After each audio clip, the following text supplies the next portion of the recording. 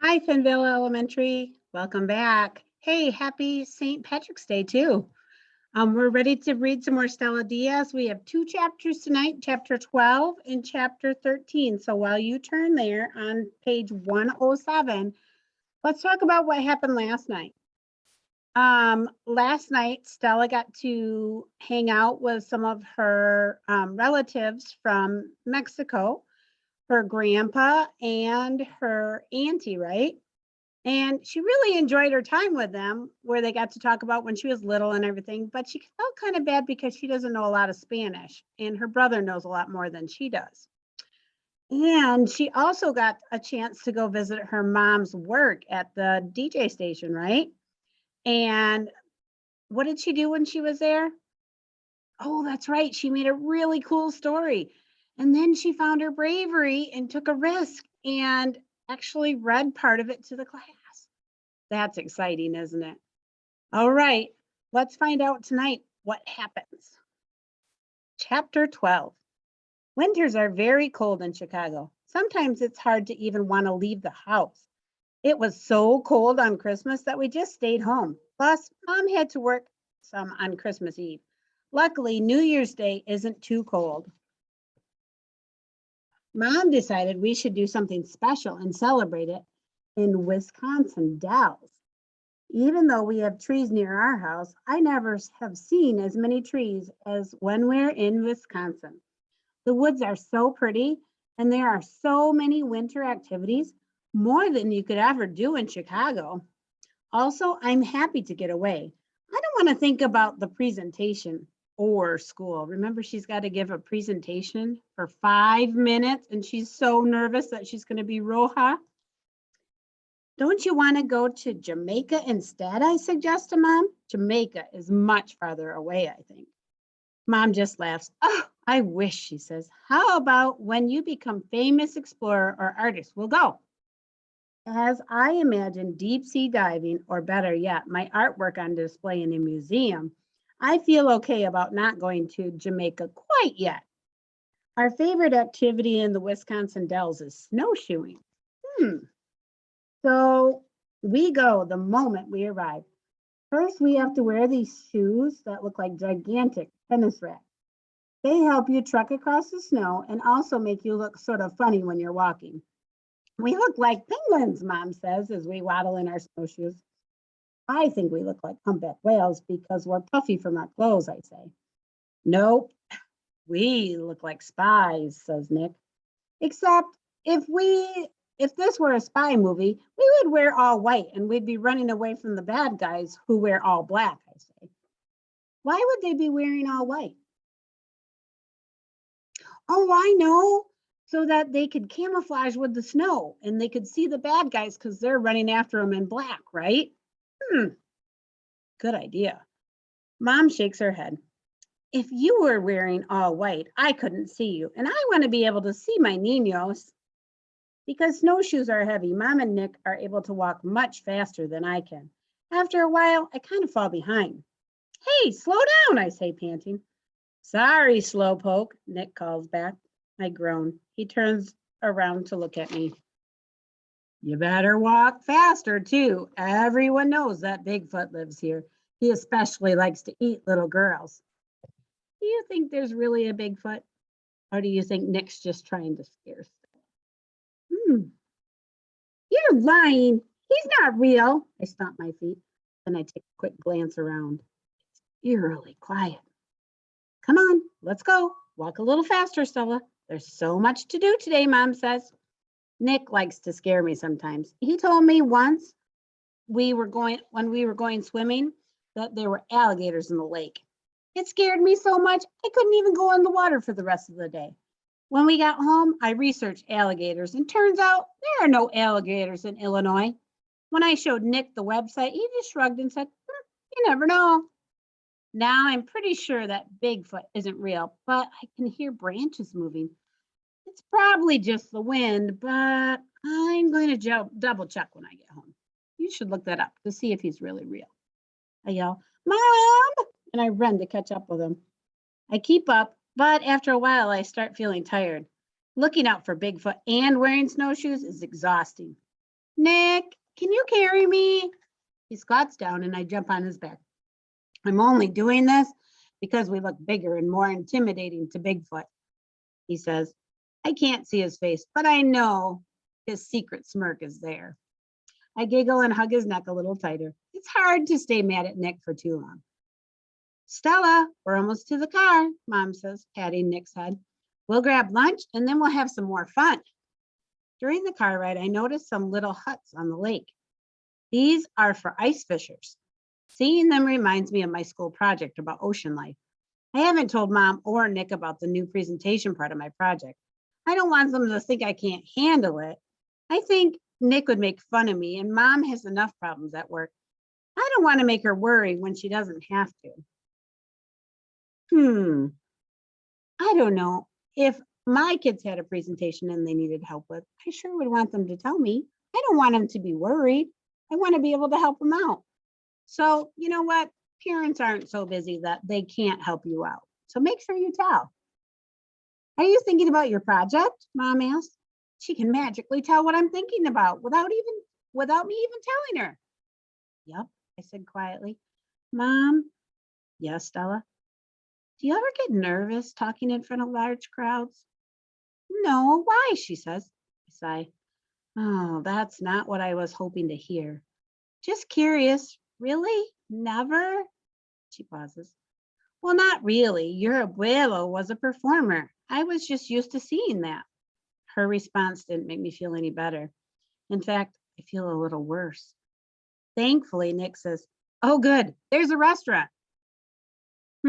Now Stella's starting to doubt herself even more because Mom isn't nervous when she talks in front of people. It's okay to be nervous. I even get nervous talking in front of people.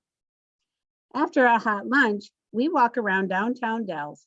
Even though it's New Year's Eve, the streets are still covered in Christmas decorations of snowflakes, reindeer, and snowmen.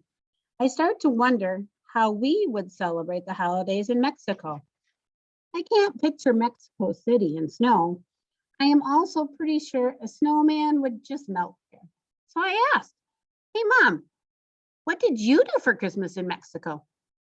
Oh, nothing like this. It's too warm there. We just celebrated with our family and friends. Actually, Three Kings Day is kind of a bigger deal in Mexico than Christmas for kids. Really? I've never heard of it, said Nick. Oh, it's fun. You leave your shoes out and the three wise men leave you presents overnight. Can we do that next year? I asked. Nick says, yeah, I want more presents. Well, we live in the States. I just didn't think to do it. I wanted you guys to fit in. I sigh. I think to myself, but I don't fit in, Mom.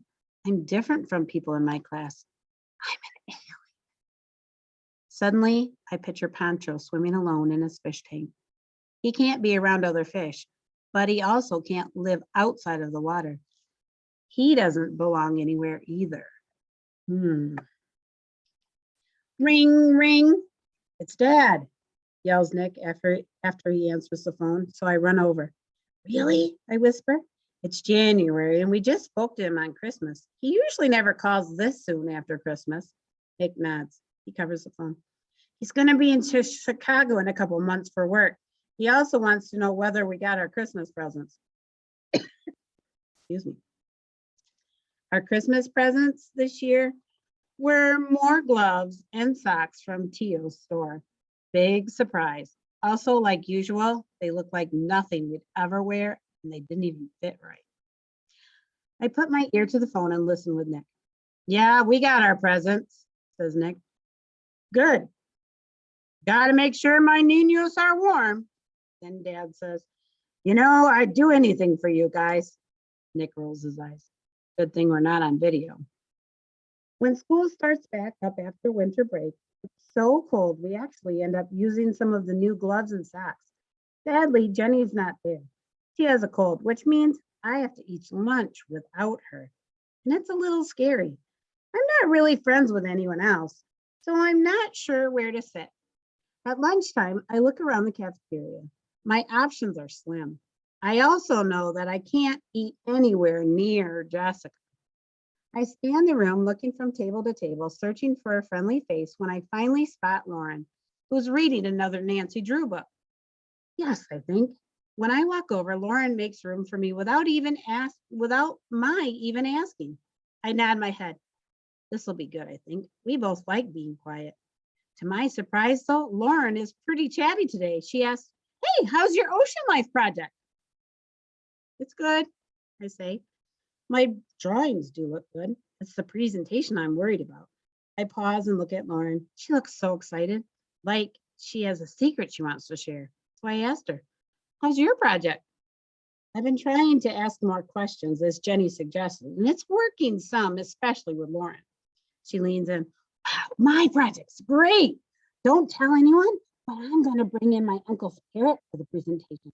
Miss Bell said it was okay." She sits up a little taller. "That's really cool." She nods. Lauren looks so proud. I don't mean to, but I frown for a split second. I don't know how Miss Bell could have agreed to this. It's simply not fair. A parrot can talk and sing, and that's like presenting with a partner whom you know everyone will like. What am I gonna do? I can't bring Pancho. I love him, but he doesn't talk. Most people would get bored just watching him swim. Maybe I can be like the wizard in Wizard of Oz and do my whole presentation from behind a curtain. She's starting to spiral out of control, isn't she?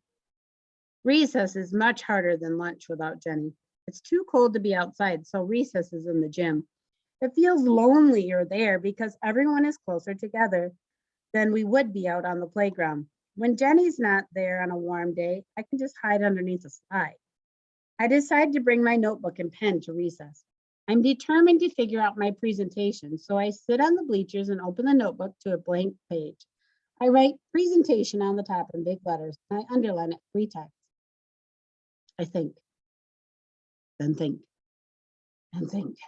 Nada, nothing. Frustrated, I close the notebook. As I start looking around the gym, I see Jessica playing jump rope with a few of the girls. It looks like fun, but I feel too shy to ask to play. Plus, I don't want to deal with Jessica. Unfortunately, Jessica notices that I'm looking and she curls her lips and says, "Stella stares is staring." "Maybe she's stupid," said Bridget. I bunch my fingers into a little fist by my side when I hear the word stupid. I could feel my heart pounding like drums in my chest. Feel hot, roja with anger. People can say I'm strange or different, but I am not stupid. Stand up without thinking and say in a loud voice, "I am not stupid." Jessica's eyes get big for a second. She looks surprised, even a little nervous, but that only lasts a moment. Bridget starts laughing and Jessica joins her. Thankfully, Stanley walks over with Ben and asks them if they want to play tag. "You want to play, Stella?" Stanley asks, turning to me. "That's okay, Stanley," I say quietly and I sit back down. If he'd asked if I wanted to play hide and seek, I might have said yes. I'm a really good hider, and today I feels like a good hiding day. When I get home, I lay on the rug in the living room. Feeling alone is very tiring. I wish I could just move back to Mexico. Then I realized I wouldn't even be able to defend myself there like I did today. I would have just replied in English to some mean kid who was speaking Spanish. At least Jessica understood me. That's it. As soon as mom gets home, I'm going to ask exactly how to say "I'm not stupid" in Spanish. Nick walks over to the computer, sits down, and turns it on. "Rough day at school?" he asks as he starts to play video games. I sit next to him. "Nick." "Yup," he says. He's staring at the screen, so it feels easier to talk with him. "Do you know we're aliens?" He gets quiet. He pauses the game and looks at me. "You know that's not like aliens in outer space. You're not ET, right?" "I know, but it still means we're different." "Okay, yeah, it sounds bad, but it's really not." He opens a new window on the computer and types. Then he points to the screen. It's very official government looking website. "See, here's the definition. Alien is an individual who is not a US citizen or a US national." I bite my lip and nod. Seeing that, that didn't really help. Nick gets another idea and types something else on the keyboard. A new window pops up. "Look, the word alien is derived from the Latin word alienus, which means stranger or foreign. I look at him. That doesn't make me feel better. Okay, so we're aliens, but you're not a weirdo. You're my sister, mi hermana. But then why do kids at school say I'm weird? Today, one of them even said I was stupid, which is not the truth. Cross my arms. Nick's face looked sad. I never really told him before that kids make fun of me sometimes. Sis, you're not stupid. You're the coolest, smartest, almost 9-year-old I know. You're just saying that, I said, looking at the ground.